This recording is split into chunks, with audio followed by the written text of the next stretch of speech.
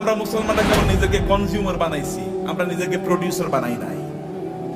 পৃথিবীর সবচেয়ে বড় বড় ব্র্যান্ডগুলোর মালিক কারা বলেন তো? পৃথিবীর সবচেয়ে বড় বড় ব্র্যান্ডগুলোর মালিক কারা? সব মুসলমান। আপনি যদি লিভার ব্রাদার্স এর কথা বলেন তাহলে কি?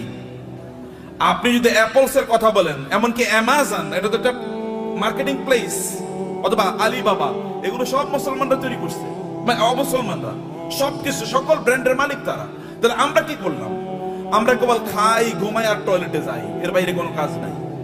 এখন তো টয়লেটে যাওয়ার জন্য, আগে তো অন্তত আপনি টয়লেটে যাওয়ার জন্য বাসার বাইরে যাওয়া লাগতো, এখন তো বাসার বাইরে না, একেবারে বিছানার সাথে টয়লেট। কয়েকদিন পরে এমন টয়লেট বের হবে যে আপনি যেখানে শুইতেছেন ওইখানে টয়লেটের ব্যবস্থা হয়ে যাবে, বাইরে আর আপনার যাওয়ার দরকার নাই। কি প্যাথেটিক জীবন ব্যবস্থা! মুসলমানদের তো এটা করার কথা ছিল না। আল্লাহ তাআলা আপনাকে নির্দেশ করেছেন, ফাইজা কুদিয়াতিস সালাতু ফান্তাশিরু ফিল আরদি ওয়াবতাগু মিন ফাদলিল্লাহ। নামাজ শেষ মসজিদে বসে থাকা যাবে না। ওমর রাদিয়াল্লাহু তাআলার যুগে একদল যুবক নামাজের পর মসজিদে বসেছিলেন। ওমর লাঠি এনে তাদেরকে পিটাচ্ছেন, এখানে বসে আছো কেন? বলে, আমরা এখানে এমনি বসে আছি, আল্লাহ জিকির করছি। তোমাদের আয় ইনকাম করা লাগবে না? ব্যবসা বাণিজ্য, চাকরি বাকরি করা লাগবে না? আল্লাহ আমাদেরকে খাওয়াবে। আসমান থেকে আল্লাহ কবি রিজিক নাজিল করেছে, আসমান থেকে আল্লাহ বৃষ্টি নাজিল করে। এই বৃষ্টিকে জমিনের ফসলের জমিতে নিয়ে তারপরে ফসল উৎপাদন করা লাগে, তোমাকে সেটা করতে হবে। লাঠি নিয়ে এসে তাদেরকে পিটিয়ে বের করে দিয়েছে, যাও চাষাবাদ করো, ফসল উৎপাদন করো, চাকরি বাকরি করো, ব্যবসা বাণিজ্য করো, এটাই তোমাদের কাজ। আল্লাহ সুবহানাহু ওয়া তাআলা কোরআনে সূরাতুল মুজাম্মিলে দুই ধরনের লোকের কথা বলেছেন। দুই ধরনের লোক তারা যুদ্ধে লিপ্ত আছে। এক ধরনের লোক তারা আল্লাহর রাস্তায় জিহাদ করছে, আল্লাহর দ্বীনকে প্রতিষ্ঠা করার জন্য। আরেক দল লোক তারা টাকা পয়সা ইনকাম করার জন্য যুদ্ধ করছে। কারণ টাকা পয়সা যদি না থাকতে, তাহলে মসজিদ নির্মাণ করবেন কোত্থেকে, মাদ্রাসা নির্মাণ করবেন কোত্থেকে, আর যারা যুদ্ধ করবে তাদের জন্য অস্ত্র কিনবেন কোত্থেকে? করার জন্য you need some people who will support these people. আপনি একদল লোক যারা এই সাপোর্ট দেবে আপনাকে, তাদের অর্থ থাকা লাগবে। এবং এই কারণে আল্লাহ তাআলা বলেছেন, ওয়াইদু লাহুম মাসতাতা'তুম মিন কুওয়াতিন ওয়া মির রিবাতিল খায়ল। আল্লাহ তাআলা তার রাসূলকে বললেন, আপনি বলে দেন ওরা যেন ঘোড়ার আস্তাবল তৈরি করে, ওরা যেন ঘোড়া প্রোডাকশন যেন হাউস তৈরি করে। ঘোড়া প্রোডাকশন হাউস তৈরি করতে হলে কি কি লাগবে আপনারা জানেন? আপনাকে ফার্ম তৈরি করতে হবে, ঘোড়ার ফার্ম। ঘোড়ার ফার্মে লাগে কি? ঘোড়ার ফার্মে লাগবে, তাহলে ঘোড়াকে প্রজনন করার জন্য একটা পদ্ধতি লাগবে, রিপ্রোডাকশন প্রসেস লাগবে, এবং ডাক্তার লাগবে, কারণ এখানে বিভিন্ন ধরনের রোগ তৈরি হবে, রোগের চিকিৎসা করার জন্য। আবার এগুলো কি খাবারের জন্য ব্যবস্থা লাগবে, এগুলো খাবার আসবে কোত্থেকে? আরেকটা ইন্ডাস্ট্রি তৈরি হবে, যেমন এখন ফিশ ইন্ডাস্ট্রি তৈরি হবে। আবার এগুলোকে বিক্রি করার জন্য বাজার তৈরি হবে, মার্কেট প্লেস, বিশাল মার্কেট প্লেস। এবং সেখানে আবার কি ক্রেতা লাগবে, বিক্রেতা লাগবে। সেখানে আপনার ট্রেডার লাগবে, যারা ট্রেডিং করবেন এরকম লোকেরা লাগবে, যারা উৎপাদন করবে তারা লাগবে। আবার এদেরকে লালন পালন করার জন্য এই ঘোড়াগুলো একদল প্রশিক্ষিত লোক লাগবে, যারা সার্ভিসম্যান, যারা সার্ভিস দেবেন। আবার এদেরকে মার্কেটে নিয়ে যাওয়ার জন্য একদল আপনার এজেন্ট লাগবে, অথবা আপনার যেমন এখানে এজেন্সি নিয়ে আপনার কাজ করছেন, এরকম আলাদা কিছু লোকেরা লাগবে যারা এগুলো নিয়ে যাবে এবং এগুলো তারা মার্কেট প্লেসে ব্যবহার করবে। ফলে আপনি যখনই আল্লাহ তাআলা বলেছেন যে আপনি ঘোড়ার আস্তাবল তৈরি করেন, ফার্ম তৈরি করেন, ফার্ম তৈরি করা মানে হচ্ছে বিশাল ইন্ডাস্ট্রি তৈরি করা। এবং এই ইন্ডাস্ট্রির কথা মুসলমানরা বুঝেছেন। প্রায় 1200 বছর জুড়ে, রাসূলের আগমনের পর থেকে শুরু করে 1200 বছর জুড়ে গোটা পৃথিবীর সকল প্রায় ইন্ডাস্ট্রির মালিক ছিল মুসলমানরা। অধিকাংশ ব্র্যান্ডের মালিক ছিল মুসলমানরা। কিন্তু আমরা যখন এই ব্র্যান্ড থেকে বের হয়ে গেলাম, যখন আমরা মনে করলাম আমরা ওই যে বৈরাগী জীবন যাপন করলাম, খ্রিস্টানদের মতো বৈরাগী জীবন যাপন করা শুরু করে দিলাম। না, আমি মাওলানা সাহেব, আমি ইমাম সাহেব, আমি কেবল আজান দেবো, আমারে যা পয়সা লোকেরা যা দান সাদাকা করে, এই দান সাদাকা খায় আমি বাঁচবো, এইরকম মানসিকতা যখন আমাদের তৈরি হয়ে গেল, আমি যাকাত খাবো, এইরকম মানসিকতা যখন তৈরি হয়ে গেল, তখন আমাদের কাছ থেকে চলে গিয়েছে অন্যদের কাছে নেতৃত্ব। পৃথিবী তারাই নেতৃত্ব প্রদান করে যাদের হাতে টাকা থাকে, এটা মনে রাখবেন। যাদের হাতে অর্থ থাকে তারাই পৃথিবী নিয়ন্ত্রণ করে। আমেরিকা কেন সুপার পাওয়ার? তাকে কেন ব্রিটিশরা সুপার পাওয়ার ছিল? কেন ফ্রান্স সুপার পাওয়ার? কেন ইউরোপ সুপার পাওয়ার? অথবা কেন এখন চায়না সুপার পাওয়ার হয়ে যাচ্ছে? কেন ইন্ডিয়া সুপার পাওয়ার হয়ে যাচ্ছে? আমরা কেন হতে পারছি না? It is only because we don't possess money, property. সম্পদ আমাদের কাছে নাই, টাকা আমাদের কাছে নাই। আমরা ভিক্ষা করলে ওদের কাছে ভিক্ষা করা লাগে। বাংলাদেশের উন্নয়নের জন্য টাকা আসে কোত্থেকে? আমেরিকা থেকে, ইউএস থেকে, অথবা ইউএসএইড দেবে, ইউএন দেবে, অথবা ওয়ার্ল্ড ব্যাংক দেবে ইত্যাদি, ওগুলো কি আমাদেরকে কি দেয়? সাদাকাই তো দেয়। জাকাত মানে জাকাত হয়তো বা তারা দেয় না, তারা সাদাকা দেয়, তারা চ্যারিটি করে, তারা দান করে আমাদেরকে। আর দান করা হাত, এই হাতই গোটা পৃথিবী নিয়ন্ত্রণ করবে। যে হাত দান গ্রহণ করে, এই হাত পৃথিবী কোনোদিন নিয়ন্ত্রণ করতে পারে না। আল্লাহ সুবহানাহু ওয়া তাআলা কোরআনে উল্লেখ করেছেন যে আমরা যেন আকিমুস সালাতা আতুজ যাকাতা, নামাজ পড়ো, যাকাত খাও। বুঝেন না আপনারা এখনো? আল্লাহ কি বলেছেন? নামাজ পড়ো, যাকাত খাও, নাকি? কেন বুঝেন না? কথা বলছেন না কেন? আপনার এতগুলো লোক, কোন আওয়াজ নাই। নামাজ পড়ো, যাকাত খাও। নামাজ পড়ো, তোর যাকাত কবে দেবেন আপনি? আপনাকে যাকাত দেওয়ার মতো সম্পদের মালিক হওয়া লাগবে। আল্লাহ বলেছেন প্যারালাল। আপনি নামাজ পড়তেছেন, যাকাত দিতেছেন, আপনি তো পূর্ণ মুসলমানই হন না এখন। যাকাত দেওয়ার মতো প্রপার্টি অর্জন করতে হবে। কেন আপনি বসে থাকেন? আপনার অলসতা। আল্লাহ রাসূল আল্লাহর কাছে দোয়া করেছেন, আল্লাহুম্মা ইন্নী আউযু বিকা মিনাল হাম্মি ওয়াল হাযান ওয়া মিনাল আজজি ওয়াল কাসাল। হে আল্লাহ, আমি অক্ষম অথবা অলস, এই দুটা থেকে আল্লাহর কাছে তিনি আশ্রয় চেয়েছেন। আমি অক্ষম যে আমি আয় ইনকাম করতে পারি, আমি অলস, আমি ইনকাম করার জন্য বাস রাস্তায় বের হই না, আমি বাজারে যাই না, আমি মানে প্রোডাকশন হাউস তৈরি করি না, অথবা আমি ট্রেডিং সেন্টার তৈরি করি না, আমি বৈশা থাকি আর খাই। এবং আমি তোমার কাছে মান্না সালোয়ার জন্য দোয়া করি, তুমি আমার জন্য মান্না সালোয়া পাঠাইও। এইরকম যেন আমি না হই। আমি যেন অ্যাক্টিভলি এঙ্গেজ থাকি সমাজে, আমি যেন কাজ করি সমাজে। আপনার নবী কি করেছেন? নবী হওয়ার আগেও তিনি বিজনেস করেছেন, নবী হওয়ার পরেও তিনি বিজনেস করেছেন। সাহাবায়ে কেরামদের মধ্যে দেখেন, আবু বকর রাদিয়াল্লাহু তাআলা যখন তিনি খলিফা হিসেবে তাকে নির্ধারণ করা হয়, তিনাকে খলিফা তৈরি করা হয়, তিনি যাচ্ছেন মাথায় কাপড়ের পুটলি নিয়ে তিনি বাজারে যাচ্ছেন। ওমর বলেন, আপনি যাচ্ছেন কই? বলে, বাজারে যাচ্ছে, আমার সংসার চলা লাগবে না? তিনি খলিফা। এখন প্রেসিডেন্ট যদি অথবা প্রাইম মিনিস্টার যদি ব্যবসা করে, আপনারা বলবেন এ তো এদিকে ব্যবসা করে। কেন প্রাইম মিনিস্টার ব্যবসা করবে না? কেন প্রেসিডেন্ট কেন ব্যবসা করবে না? মন্ত্রী কেন ব্যবসা করবে না? করবে।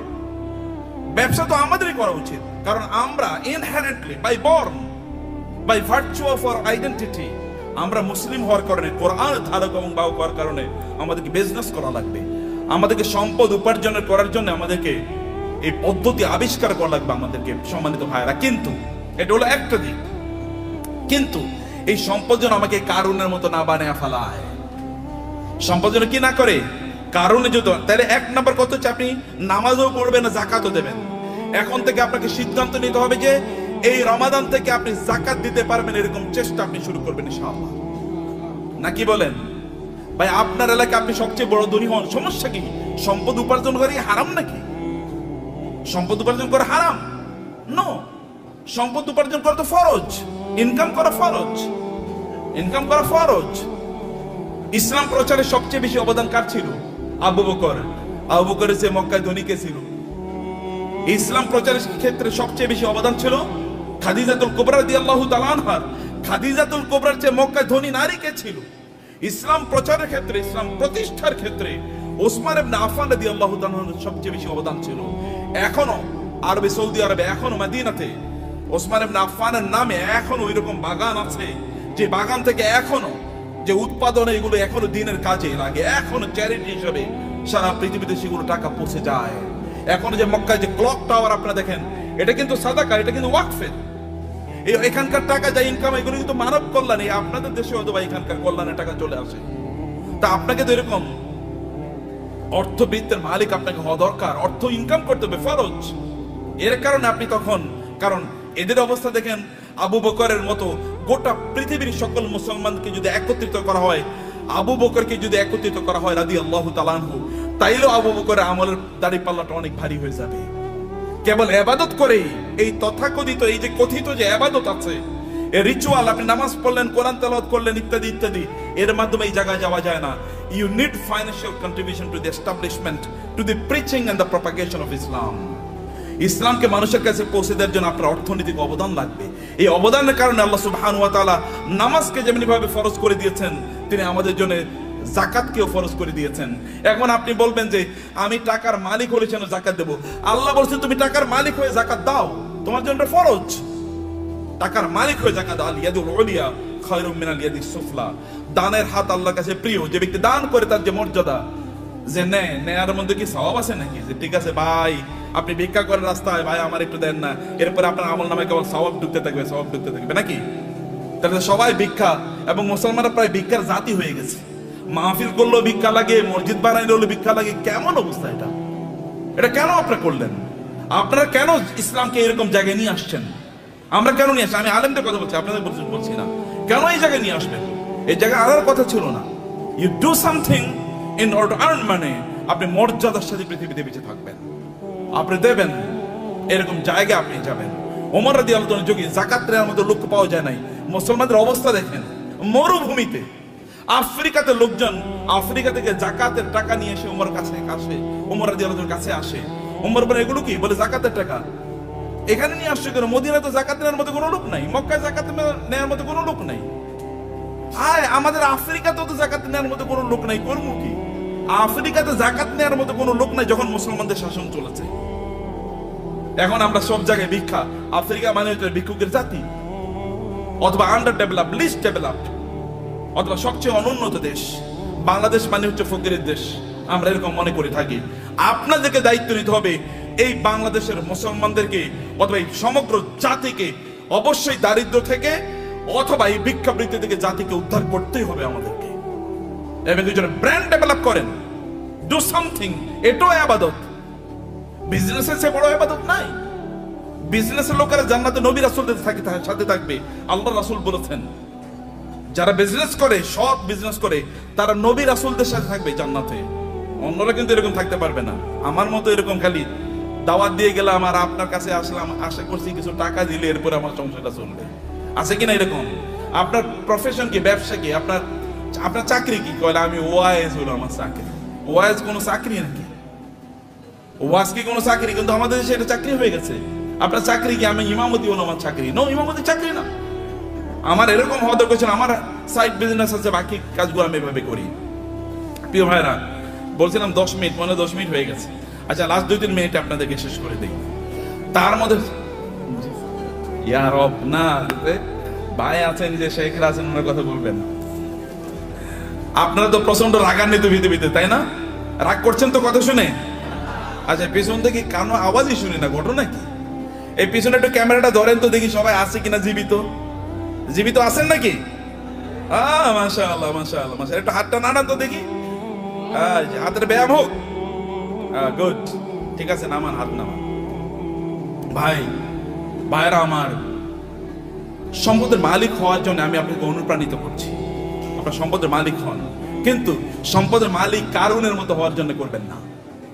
আল্লাহ সুবহানাহু ওয়া তাআলা সূরাতুল কাসাসে কারুনের ঘটনা বলেছেন। যদি সময় পান তাহলে আজকে বাসায় গিয়ে সূরাতুল কাসাসে এই কারুনের আয়াতগুলো, যেখানে আল্লাহ তাআলা বলেছেন ইন্না কারুনা, আয়াত নাম্বার হচ্ছে 40 থেকে শুরু করে 76 থেকে শুরু করে কারুনের ঘটনা পড়বেন। সূরাতুল কাসাস। ইন্না কারুনা কানা মিন কওমি মূসা ফাবাগা আলাইহিম ওয়া আতাইনাহু মিনাল কুনুজি মা ইন্না মাফাতিহাহু লাতানূ বিল উসবাতি উলিল কুওয়া ইয ক্বালা লাহু কওমুহু লা তাফরাহ ইন্নাল্লাহা লা ইউহিব্বুল ফারিহিন। আল্লাহ সুবহানাহু ওয়া তাআলা বলেছেন, কারুনের গল্প আমাদেরকে বলছেন। তাহলে আমার আলোচনা দুটো পার্ট, এর একটা পার্ট আমি শেষ করলাম। আপনাদেরকে সম্পদের মালিক হতে হবে, প্রচুর পরিমাণ সম্পদের মালিক হতে হবে, যেন মানুষ যেন না বলে মুসলমানরা ভিক্ষুকের জাতি। আপনি যেন দিতে পারেন, অন্যরা যেন আপনাদেরকে দেখে বলে যে না, এ তো মুসলমান, এর মতো হতে হবে, আপনি তার মতো হতে। এখন আমরা এক্সাম্পল দিতে গিয়ে এখন আমরা ধরেন তৌহিদ ভাই ছাড়া আর কাউকে এক্সাম্পল দিতে মতো দেওয়ার মতো লোক পাচ্ছি না। মানে যারা দ্বীন প্র্যাকটিস করে, আবার অনেক সম্পদের তারা প্রবাহ তৈরি করেছে সমাজে, নিজেই কেবল সম্পদের মালিক হয় না, সম্পদের মালিক বানানোর রাস্তা তৈরি করে দিয়েছে। এরকম লোক আমার সামনে খুব বেশি নাই। আমি বলতে গেলে বিল গেটসের কথা বলে, ওয়ারেন বাফেটের কথা বলতে হয়, এলিয়ন মাস্কের কথা বলা লাগে। তো মুসলমানদের এলিয়ন মাস্ক কই? মুসলমানদের যদি আপনি দেখেন, বিভিন্ন আরবের যে সকল শেখরা আছে, ওই যে আরবের রাজা বাদশারা, কেবল ওদের নাম শুনলেই শোনা যায় ওই দেশে তার বিশাল একটা কি আছে, একটা রেস্ট হাউস আছে, ওইখানে ওই সমুদ্রের তীরে তার বিশাল একটা বাংলো আছে, হাবিজাবি ইত্যাদি ছাড়া আর কিছুই আলোচনা শুনি না। আর যখন আপনি এলন মাস্কের কথা শোনেন, তখন আপনি শোনেন যে ওই যে ইয়ের দেশে, চাঁদের দেশে এখন জায়গা বেচতেছে, জায়গা বিক্রি করতেছে। ওইখানে কি করে? অথবা বাংলাদেশে তার স্টার লিংক আসবে, গ্রাম অঞ্চলে সুপার স্পিডে আপনি ইন্টারনেট পাবেন। অথবা টেসলার মাধ্যমে এমন গাড়ি তৈরি করছে ওখানে কোনো কি লাগবে না, ড্রাইভার লাগবে না। এরকম একটা কথা বলেন তো আপনি মুসলমানদের, এটা কেমন জাতি? 300 কোটি মুসলমান বলা হয়, অথবা কমপক্ষে তো 200 কোটি। গোটা পৃথিবীতে মানুষ 800 কোটি, এর মধ্যে প্রায় 250 কোটি মুসলমান। 250 কোটি মুসলমান একটা টেসলার মতো জিনিস তৈরি করতে পারলো না, একটা আইফোনের মতো প্রোডাক্ট তার নাই। অথবা তার একটা কি, এই যে আমরা ইয়ের গাড়ি কি বলে, কিসের গাড়ি, এই যে মানে আমরা আমাদের বাংলাদেশে এটা কি যে কি গাড়ি জানো, এটা আপনার মানে এক্স করোলা, মানে করোলা টাইপের একটা গাড়ি তো বানাইতে পারেন আপনি। বলেন তো একটা ব্র্যান্ডের নাম বলেন তো মুসলমানদের গাড়ির, একটা হুন্ডার নাম বলেন তো, একটা সাইকেলের নামই বলেন। আরে সাইকেলের নাম তো বহুত পরের কথা। এই যে সাইকেলের যে শিখ ব্যবহার, ওগুলো কি বলে? হ্যাঁ, শিখ বলে না? এরকম বানাইছে মুসলমানরা, দেখেন তো। এটাও তো চায়না থেকে আপনার আনা লাগে। তাহলে কি আমরা কি বানাইছি করছি? কেবল খাও দাও ফুর্তি করো, দুনিয়াটা মস্ত বড়, এরকম টাইপ ছাড়া কোনো কিছু নাই। খাও ঘুমাও এবং সিনেমা দেখো আর ফেসবুক টিপাও। যে ফেসবুক বানাইছে ওর নিজেরও অ্যাকাউন্ট হয়তো বা নাই, কিন্তু আপনি এটা নিয়ে সারাদিন রাত ব্যস্ত আছেন। ও যে ইউটিউব বানাইছে ওইটা ব্যবসায়ী হাউস, তার এখান থেকে সে বিলিয়নস অফ ডলার্স ইনকাম করে নিচ্ছে, কিন্তু আপনি ওইটাই দেখেন এবং আপনি বলেন পাগলের সুখ মনে মানে আপনি, আমি কত সুখী, সারা রাত বেলা সিনেমা দেখতেছি, মজা কারে বলে? Stupid lifestyle. নো, আল্লাহ আপনাকে এই জন্য তৈরি করেন নাই, হিউজ প্রোডাক্টিভিটি তৈরি করেছেন এবং আল্লাহর মার্সি আপনার উপর আছে। আল্লাহ সুবহানাহু ওয়া তাআলা আপনাকে সেরকম ক্যারিশমা দিয়ে তৈরি করেছেন এবং এই কারণে আপনার এলাকায় আপনি সবচেয়ে বেশি সম্পদের মালিক হন এবং এর মাধ্যমে আপনি ওই এলাকাটাকে উন্নয়নের কাজ করেন। ওইখানে এমন কোন মসজিদ না থাকুক যে মসজিদে আপনার কন্ট্রিবিউশন নাই, এমন কোন মাদ্রাসা না থাকুক যেখানে আপনার কন্ট্রিবিউশন নাই, এমন কোন দ্বীনি কাজ না থাকুক যেখানে আপনার কন্ট্রিবিউশন নাই। লোকেরা যখন চিন্তা করবে আমরা এখানে একটা দ্বীনি কাজ করতে চাই, তখন সবার আগে আপনার নাম মনে পড়বে, অমুকের কাছে যাই। যেমনি ভাবে লোকেরা কোনো দ্বীনি কাজ করলে, রাসূলের কোনো দ্বীনি কাজের প্রশ্ন দেখা দিলে তার সবার আগে মনে পড়তো কার নাম? আবু বকরের নাম। আবু বকর নাম মনে পড়তো, তো ওসমান নাম মনে পড়তো, কারণ কেউ তাদেরকে সুপারসিড করতে পারতো না। সম্মানিত ভাইয়েরা এবং বোনেরা, সে কারণে পজিটিভলি অ্যাক্টিভলি সময় কাটান। মনে রাখবেন প্রত্যেকটা সেকেন্ডের জন্য আল্লাহকে জবাবদিহি করতে হবে। আল্লাহর কাছে, আল্লাহর কাছে আপনাকে জবাবদিহি করতে হবে প্রত্যেকটা সেকেন্ডের জন্য। ওয়াল আসরি ইন্নাল ইনসানা লাফি খুসর, মানুষ সৃষ্টিগতভাবে বিপদের মধ্যে আছে। ইন্নাল ইনসানা লাফি খুসর, তবে ইল্লাল্লাযিনা আমানু ওয়া আমিলুস সালিহাত, যারা ঈমান এনেছে, ঈমান আনার উপর ভালো কাজ করছে। যাকাত যদি ইসলামের তৃতীয় স্তম্ভ হয়, আমরা বলি নামাজ রোজা, নামাজ রোজা, আল্লাহ বলছেন নামাজ জাকাত, নামাজ জাকাত, নাকি আমরা কি বলি? নামাজ রোজা, কিন্তু আল্লাহ কি বলেছেন? নামাজ জাকাত। কারণ দুটোকে একসাথে বলেছেন। এই দুটোকে একসাথে আপনাকে যদি আপনি করতে পারেন, তাইলে তো আপনি ইসলামের 5টা স্তম্ভ আপনি পালন করলেন। আপনি 5টা স্তম্ভ কয়জন পালন করছেন এর মধ্যে আপনি বলেন, কেন 5টা স্তম্ভ আপনি পালন করলেন না? এই 5টা স্তম্ভের উপর তো ঘর নির্ভর করে, এই গোটা ইসলাম নির্ভর করছে 5টা স্তম্ভের উপর। আপনি কেন হজ করতে পারলেন না? আপনি কেন যাকাত দিতে পারলেন না? এই দুটো তো ইসলামের স্তম্ভ। আপনি কেমন নামাজ পড়িয়ে তেল তেলে জান্নাতুল ফেরদাউসে চলে যেতে পারবেন নাকি? নো, অসম্ভব। সবগুলো একসাথে করে আপনি এমন একটা বিল্ডিং বানালেন, একটা ইয়ের উপর, পিলারের উপর। এই বিল্ডিং কি পৃথিবীর সবচেয়ে স্থায়ী বিল্ডিং হবে? পিলার একটা মাত্র, যে কোনো সময় ধসে পড়ে যেতে পারে। শুধু নামাজের উপর নির্ভর করলেন, যে কোনো সময় ধসে পড়ে যেতে পারে। অতএব সবগুলোর উপর আপনার দ্বীনকে প্রতিষ্ঠিত করা লাগবে। বুনিয়াল ইসলাম আলা খামসিন, শাহাদাতি আল্লাহ ইলাহা ইল্লাল্লাহ থেকে ওয়া হাজ্জিল বাইতি মান ইসতাতা ইলাইহি সাবিলা, সামর্থ্য অর্জন করা লাগবে আপনার, এবং অন্যরা আপনাকে দেখে শিখুক যে না এইরকম জীবন যাপন করা লাগে। অন্যরা আপনাকে দেখুক এরকম জীবন যাপন। কিন্তু আপনি সম্পদ উপার্জন করার একমাত্র কারণ যেন না হয় কারুন টাইপের জীবন যাপন করা। কারুন টাইপের জীবন যাপন করা কি? আল্লাহ সুবহানাহু বলেছেন, ইন্না কারুনা কানা মিন কওমি মূসা ফাবাগা আলাইহিম। কারুন ছিল মূসা আলাইহিস সালামের তার বংশের লোক, অর্থাৎ বনি ইসরাইলের লোক। কিন্তু এই বনি ইসরাইলের উপরে সে জুলুম অত্যাচার করা শুরু করে দিয়েছে। যেমন আমাদের দেশে দেখবেন, আমাদের দেশে লোকেরা ব্যবসা করতেছে কিন্তু টাকা পাচার করতেছে অন্য দেশে। আছে কিনা এরকম? বুঝেন না আপনারা? ব্যবসা করতেছে এই দেশের মানুষের, কিন্তু টাকা পাচার করতেছে আরেক দেশে। আরেক দেশের ব্যাংকে গিয়ে তার সকল টাকা খুঁজে পাওয়া যায়। এর চেয়ে বড় জালিম আল্লাহর জমিনে আর হতে পারে না।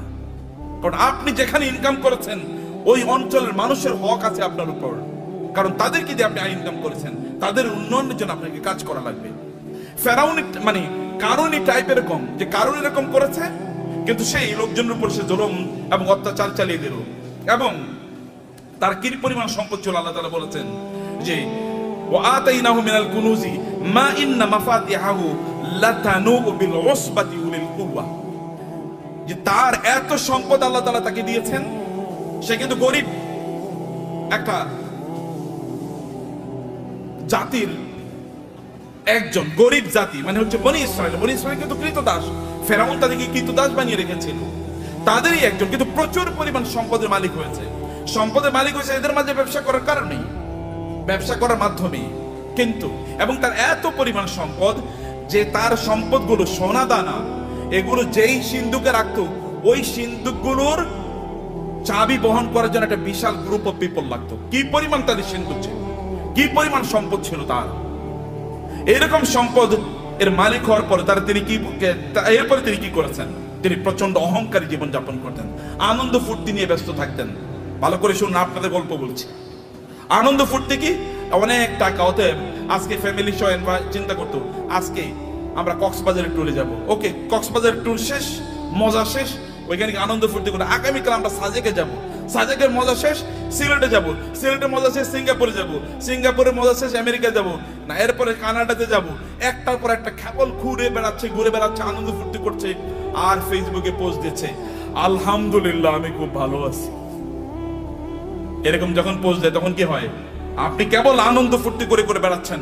এবং এই সবচেয়ে সুন্দর সিনেমা কোনটা এসছে, চলো সিনেফ্লেক্সে আমরা গিয়ে সিনেমা দেখে আসবো।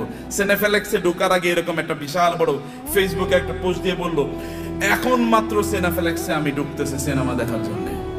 মানুষের দেখাচ্ছে তার প্রচুর পরিমাণ সম্পদ এবং বিশাল গাড়ি হাঁকিয়ে যখন তিনি গ্রামে যান, ওইখানে উইন্ডো খোলেন না, অথবা তার এলাকায় যখন যান তখন তিনি মহা অহংকারী, কেউ তার কাছেও আসতে পারে না।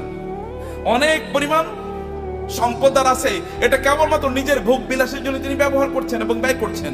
কেবল নিজের ভোগ ছাড়া অন্য কোনো কিছু নাই, তার নিজের। কারণ সে নিজে মনে করে যে আমি ইনকাম করেছি, আমি নিজেই ভোগ করব। এবং কারণ কিন্তু একই কাজ করেছে।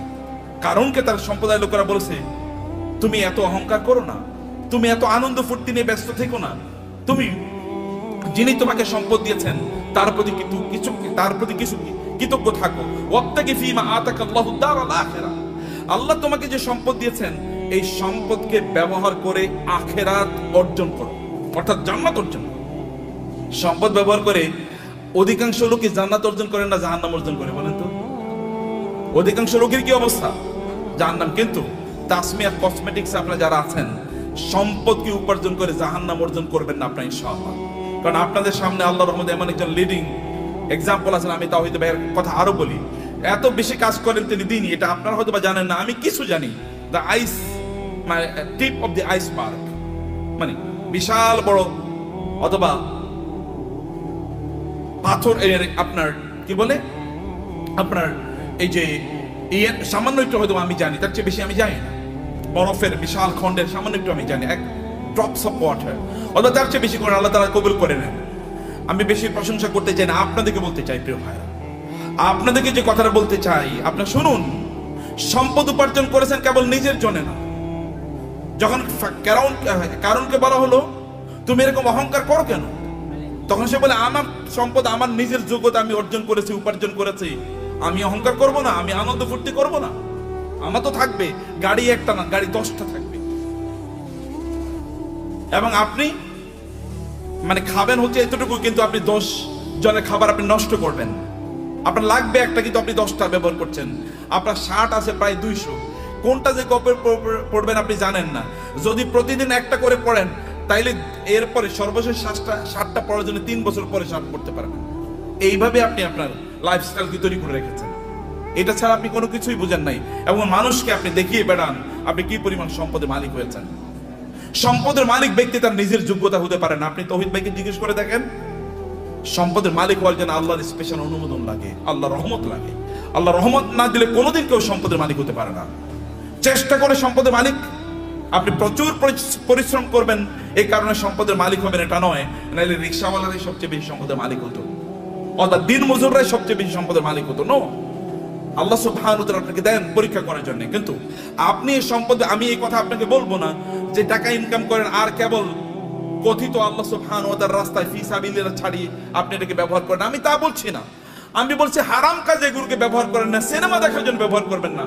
লেটেস্ট কি সিনেমা তৈরি হয়েছে এটা নিয়ে কিনে নিয়ে আসো এবং সবাইকে নিয়ে আনন্দ ফুর্তি করে বেড়াবেন, অথবা আপনার ছেলে মেয়ে ওয়াইফ ইত্যাদিকে নিয়ে, বাচ্চাদেরকে নিয়ে আপনি যাবেন বিভিন্ন জায়গায় বেড়ানোর জন্য, আনন্দ ফুর্তিতে মেসে থাকবেন, লাল পানি খাবেন অথবা জুয়া খেলবেন অথবা অন্যান্য ফুর্তি ফ্যাশন করে বেড়াবেন, সেখানে কোনো দিনই পরিবেশ নাই, দিনই কোনো আচরণ নাই, এবং এর মধ্যে আপনি আনন্দ খুঁজে বেড়াচ্ছেন। আপনার টাকা আপনি হিসাবে ব্যয় করছেন।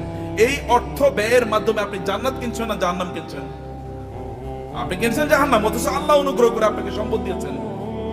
আপনার সম্পদ ব্যবহার করে আপনি জান্নাত কেনেন। এগুলোকে হালাল উপায় ব্যবহার করলে আপনার জান্নাত কেন হয়ে যায়? আপনি হালাল ভাবে চলেন, নো প্রবলেম।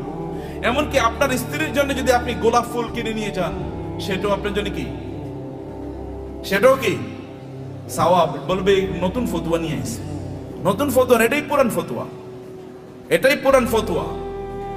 আপনার স্ত্রীর জন্য আপনি টাকা ইনকাম করেছেন, স্ত্রীর জন্য গোলাপ ফুল কিনে নিয়ে যান, তার জন্য নতুন একটা আইটেম কিনে নিয়ে যান এবং তাকে খুশি করেন, কারণ তাহলে আপনার সংসার ঠিক থাকবে, আপনার সন্তানটা ঠিক মতো চলবে। এটাও কি? এটাও দিনদারি, এটাও ইবাদত। অতএব আপনি হালাল পথে আপনার সম্পদগুলো ব্যবহার করেন, এর মাধ্যমে আপনি ওয়াবতাগি ফিমা আতাকাল্লাহু দারুল আখিরা ওয়ালা তানসা নাসিবাকা মিনাদ দুনিয়া। আমি বলি না আপনি সাজেকে যাবেন না, আমি বলি না সিলেটে যাবেন না, আমি বলেছি ওখানে যান এবং আপনার সন্তানকে নিয়ে আপনি সেখানে জামাতের সাথে নামাজ আদায় করুন। লোকেরা দেখুক যে পর্যটনে এসেও তারা কি করছে, জামাতে তারা নামাজ আদায় করছে, মিস করছে না। আপনি বিচে তখন যান যখন নামাজের সময় না, লোকেরা দেখুক যে তিনি নামাজকে প্রায়োরিটি প্রদান করছেন। লোক ওইখানে গিয়েও আপনি দান সাদাকা করুন, লোকেরা দেখুক যে লোকটা আল্লাহ সুবহানাহু ওয়া তাআলাকে আনন্দ করতে এসে আল্লাহকে ভুলেন নাই, আল্লাহকে তিনি তার প্রায়োরিটির মধ্যে রেখেছেন। ওইখানে আপনি গিয়েছেন, এখন অর্ধ উলঙ্গ হয়ে আপনি ঘুরবেন না। আপনার স্ত্রী, তিনি সেখানে পর্দার মধ্যে থাকবেন না, আপনি তাকে দেখিয়ে দেখিয়ে শোপিসের মধ্যে, চিড়িয়াখানার চিড়িয়ার মধ্যে তাকে এরকম দেখায় দেখায় বেড়াবেন, এরকম করবেন না।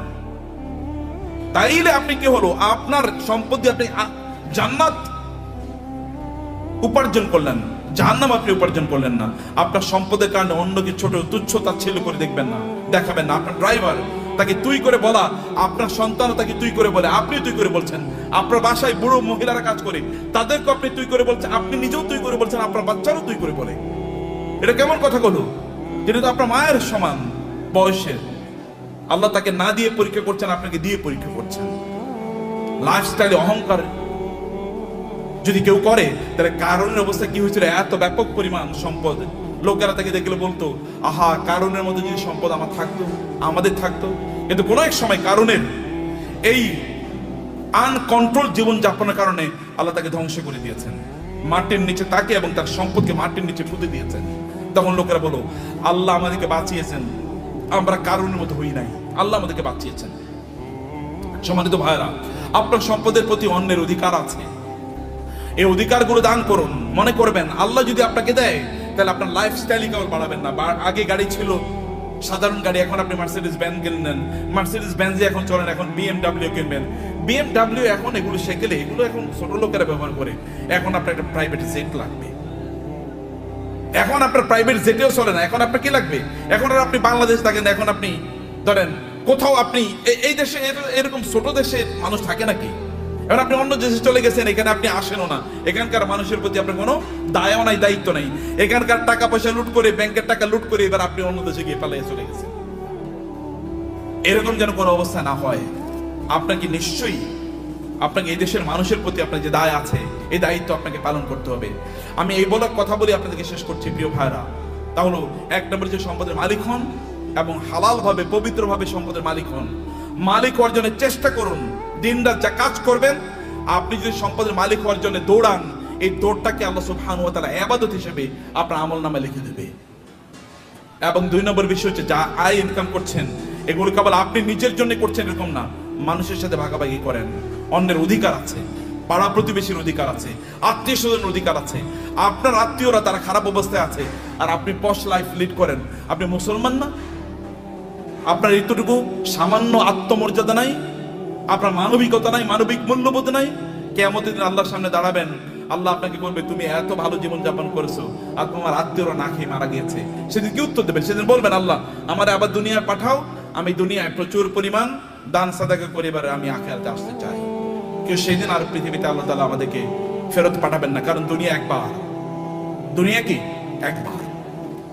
সম্মানিত ভাইরা, আমি এগেইন আমাদের তাওহীদ ভাইয়ের প্রতি কৃতজ্ঞ যে এই অনার আমাকে দেওয়ার কারণে। বারাকাল্লাহু ফিকুম, থ্যাংক ইউ ভেরি মাচ। আর তাসমিয়া হারবাল তো আমার খুবই প্রিয় প্রতিষ্ঠান, এই জন্যে যে একটা প্রতিষ্ঠান দিনের আবহে থেকে কিভাবে বড় হতে পারে এটা একটা এক্সাম্পল। এবং আপনারা এর সাথে লেগে থাকেন, নিজেরা এটাকে আরো বড় করেন, নিজেরা অনেক বড় হন ভাইয়েরা, অনেক বড় হন। এই গোটা পৃথিবীর সম্পদ যদি ভালো মানুষের হাতে থাকে তাইলে কি ওগুলো দিয়ে সিনেমা বানাইবো বলেন তো? আচ্ছা, আমাদের তৌহিদ ভাই কি ওনার টাকা দিয়ে সিনেমা বানাইবো কোনোদিন? নাটক বানাবে? এলজিবিটি কে প্রমোট করবে? অশ্লীলতাকে প্রমোট করবে? কোনো কিছু করবে না। হলে ভালো কাজে চলবে, অথবা এই যে আপনাদের জন্য ব্যয় হবে, অথবা দেশের উন্নয়নে সেটা কাজে লাগবে। এরকম মানুষের হাতে সম্পদ থাকা উচিত, এবং আপনি নিজকে ওরকম একজন রোল মডেল তৈরি করেন, এরকম একজন মানুষের পরে। এটা কিন্তু আল্লাহর নির্দেশ।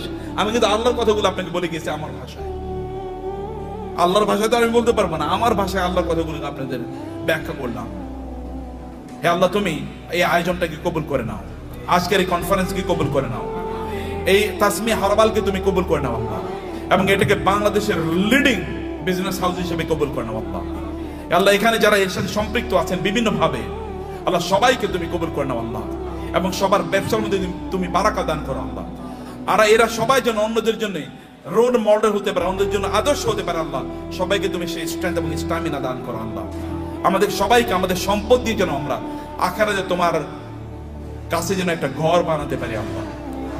তোমার কাছে আমাদের জন্য ঘর বানায়া দিন, আমরা সেভাবে আমাদের সম্পদগুলোকে যেন ব্যয় করতে পারি, এবং অন্যের প্রতি আমাদের যে দায় আছে, দায়িত্ব আছে, মানুষের প্রতি আমাদের যে দায় আছে, সেটা যেন আমরা পালন করতে পারি। আমাদের সম্পদের কারণে যেন আমরা অহংকারী না হয়ে উঠি, আমরা কেবল যেন শো অফ না করি, আমি দেখাই যে আমার এরকম আছে এবং অন্যরা এটা দেখে ইনফেরিয়রিটি কমপ্লেক্স, এটা যেন না হয়। আপনি ভাবির জন্য বিশাল বড় গয়না কিনে নিয়ে গেলেন, এবার আপনার ওয়াইফ আরেকজনের, আপনার কোনো মানে তার কোনো কাজিনের অথবা তার কোনো বান্ধবীর অথবা অন্য কাউকে বললো, দেখো আমার স্বামী কিন্তু আমার এটা দিয়েছে। এরপরে উনি তো তার স্বামীর সাথে এবার ঝগড়া বিবাদ লাগলো, আমার বান্ধবীরে, আমার বান্ধবীর স্বামী এরকম দিছে, তুমি আমারে দিলা না, তো তুমি তো আমার প্রতি জুলুম করছো, আমি তোমারে বিয়া করে এই জীবনটা শেষ হয়ে গেল আমার। এটা শো অফ করার জন্য না, আল্লাহর প্রতি কৃতজ্ঞতা। যত আল্লাহ দেবেন তত কৃতজ্ঞতা বাড়িয়ে দেন। আল্লাহ আপনার মাথা উঁচু করে দিয়েছেন, যিনি মাথা উঁচু করে দিয়েছেন তার জন্য মাথাটা কি হবে?